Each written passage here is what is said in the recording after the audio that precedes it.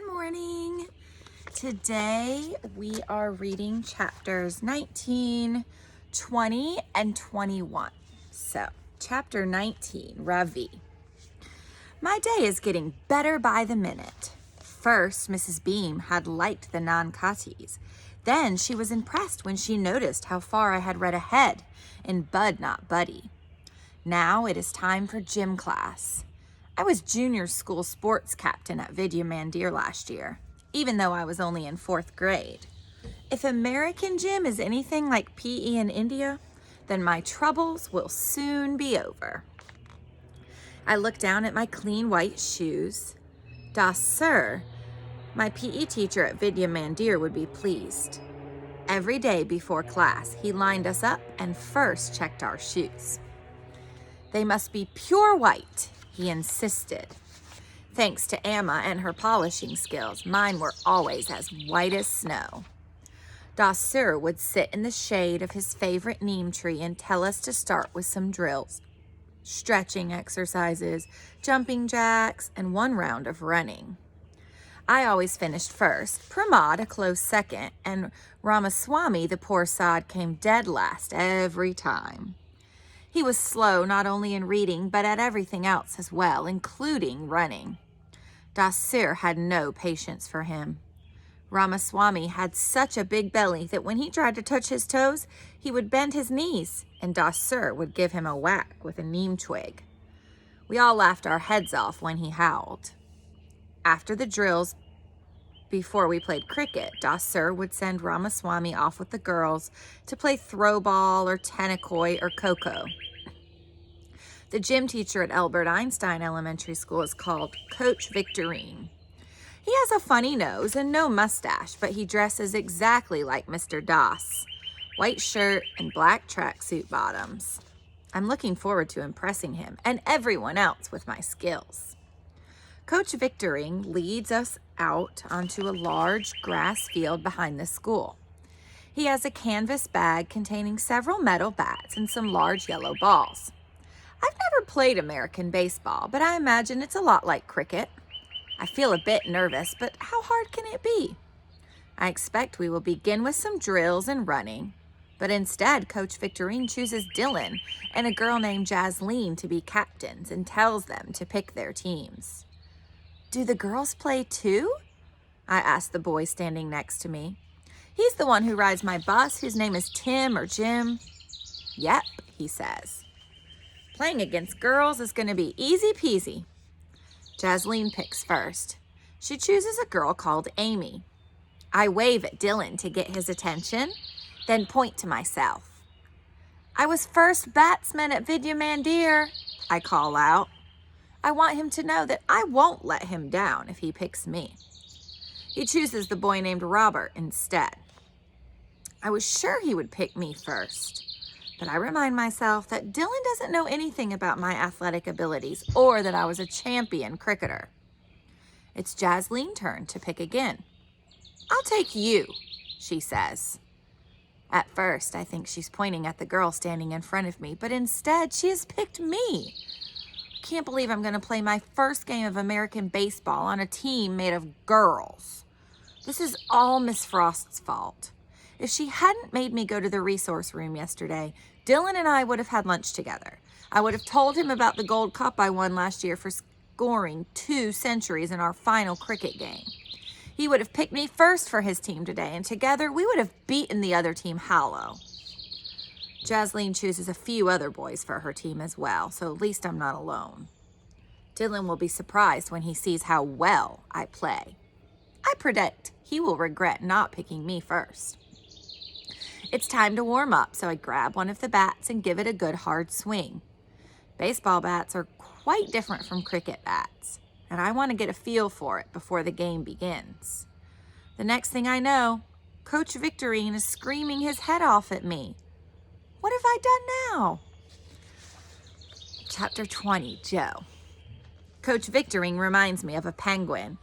He has a long nose like a beak, and when he walks, he waddles. Line up, ladies and germs, he tells us. I played Little League for 1 season when I was 7. I wasn't any good at it. Even with my earplugs in, all that yelling was too much for me. Plus, I'm pretty uncoordinated. As soon as the coach figured out that I couldn't hit or throw or catch a ball, I spent the rest of the season sitting on the bench eating sunflower seeds. I don't mind. I like sunflower seeds. I don't like playing baseball, but I like to watch it on TV. My dad is a Phillies fan, but I'm into the Boston Red Sox. They're epic. In gym class, instead of baseball, we play slow pitch softball. Jillian and Jasleen Arnado are the best hitters, but Amy Yamaguchi has got mad skills too. Emily Mooney isn't bad either, which is surprising because she's white as marshmallow and so skinny her arms look like toothpicks. Jasleen picks first. I want Amy, she says. Amy Yamaguchi runs over and starts hugging her. This is baseball, girls, squawks Coach Victorine. Not a slumber party. Ravi is pointing to himself, trying to get Dylan to pick him, but Jasleen picks Ravi instead. He is so shocked. He looks like he's about to pass out. Jasleen probably chose him because she feels sorry for him. Girls do junk like that. Dylan and Jasleen go back and forth picking teams until finally, Henry Futterman and I are the only ones left. Henry is as uncoordinated as I am. Plus, he plays the violin, so his mom wrote a note to Coach Victorine saying Henry's not allowed to climb a rope or catch a ball or anything else that might hurt his fingers. I'll take footsie, says Jasleen, pointing at Henry. So I end up in the last place on earth I want to be. Dylan's not too happy about it either. If we lose because of you, you're going to be sorry, Pud, he tells me. We start tossing the ball around a little to warm up, and all of a sudden, Coach Victorine starts yelling at Ravi. No rec specs, no ball, no exceptions. Excuse me? Ravi says. I don't understand. You can't wear your glasses when you play ball, kid. It's a lawsuit waiting to happen. In India, I always wore my glasses when we played cricket, Ravi says. Well, in case you haven't noticed, this is New Jersey, kid. You need to go to the eye doctor and get yourself a pair of rec specs like those. He points at Henry, who's wearing a pair of prescription goggles instead of his regular glasses. Can you see without those things? Coach Victorine asks Ravi. Not very well, he says, pushing his glasses up with his thumb. Take your pick, kid. Sit on the bench or play without your glasses, says Coach. It's up to you. Ravi takes off his glasses and puts them in his pocket. I'll play, he says. Our team is up first. We do okay for a while, but then when the bases are loaded, I strike out and Dylan gets ticked off.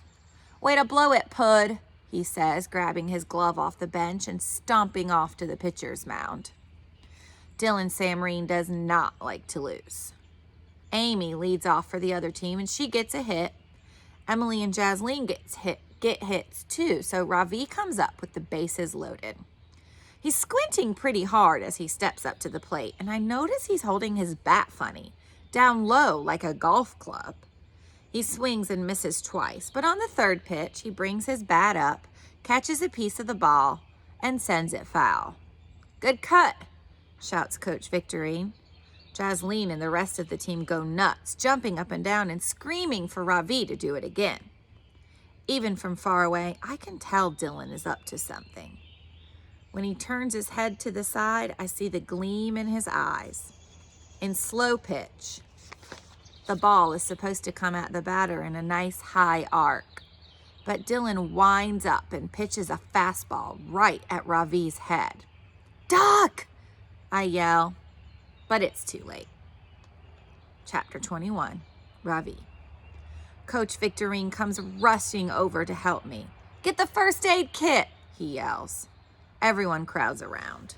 I check myself, but nothing is broken. There's no blood, just a painful spot on my shoulder where the ball struck me.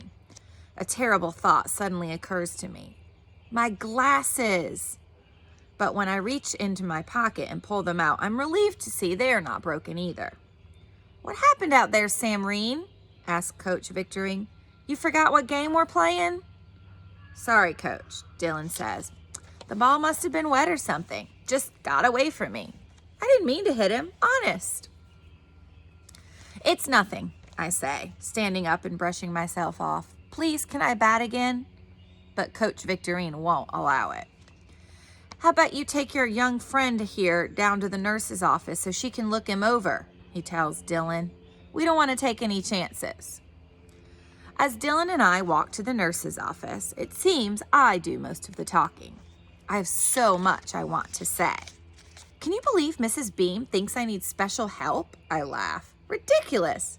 You saw my Vedic math. Does she think I'm like Ramaswamy? Who? Asked Dylan. He was a boy at my school in India who couldn't read. Does she think I'm like him or Bigfoot? All he did when we were in the resource room yesterday was talk about candy and look at sports magazines. Huh. Make sure to tell the nurse it was an accident, says Dylan. I didn't hit you on purpose. No worries, man, I tell him. Did you know Kapil Dev, the famous Indian cricketer? He came to Vidya Mandir as the chief guest at our sports day last year. My best friend Pramod and I had our pictures taken with him. When you come to my house, I'll show you. You can see all my trophies too, and Amma will make dosas for us. Our garden is quite big. Maybe I can teach you how to play cricket, and you can teach me how to hit a home run. Dylan smiles at me and winks. I can hardly wait, he says. When we arrive at the nurse's office, Dylan reminds me once more to explain that he didn't hit me with the ball on purpose, and then he leaves and goes back to class. The nurse gives me an ice pack from my shoulder and tells me to lie down on a cot and rest. I close my eyes for a while, and when I open them again, there's a girl in a green uniform standing in the doorway, holding my backpack and jacket. She's from my class, but I don't remember her name. Mrs. Bean told me to bring Ravi's stuff in case he has to go home early, she tells the nurse. I'm fine, I say, sitting up. I don't need to go home. The bell rings and fifth graders start coming down the corridor towards the lunchroom. The girl in the green uniform puts my things on a chair and leaves. Please, I beg the nurse, can I go to lunch now?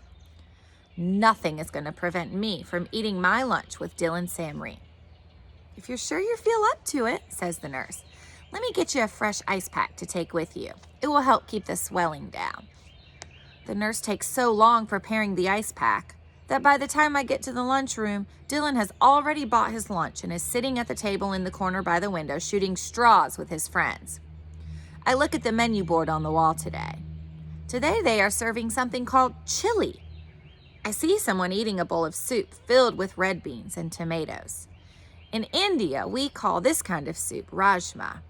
It's more of a North Indian dish, but Amma makes it sometimes anyway, adding plenty of cumin seeds and black pepper to make it spicy. Rajma is served with rice, but American chili is served with some kind of yellow bread that looks like cake. I have my tiffin box with me, but I grab one of the plastic trays anyway and tuck it under my arm. I have a plan I'm certain will help me fit in. Bigfoot is sitting at the same table where I sat on my first day. I walk past him straight to Dylan's table. I recognize some of the other faces. Robert Princenthal and Keith Campbell, Tim Jim, Tom Dinkins, and the red-headed boy called Jax. Excuse me, can you make some room for me, please? I asked Tom Dinkins, who was sitting next to Dylan. Tom Dinkins looks at Dylan. You heard the man. Move over, Dink, says Dylan.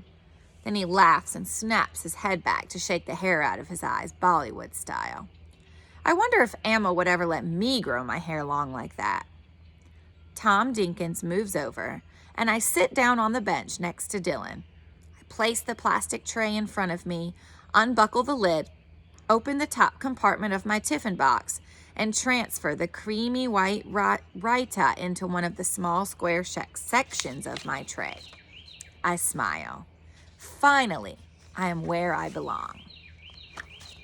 All right, so Ravi finally got to lunch with Dylan, and he's sitting right beside him. So I guess we'll find out tomorrow how this is going to go. See you then.